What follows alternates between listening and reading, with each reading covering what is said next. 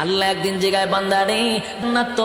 জান্নাত তো পাইলি যা ওয়াদা করছিলাম তা কি বান্দা পাইছ? জান্নাতীরা বলেন মালিক দুনিয়ার জমিনে আপনি আমাদেরকে যেভাবে বলছিলেন কোরআনে পাইছি 3 ভাগের 1/3 ভাগ, জুরানে আপনি 2 ভাগের আলোচনা করছেন, জান্নাতে আমরা আয়েশা দেখি 97 গুণ আমাদেরকে বেশি দিছে।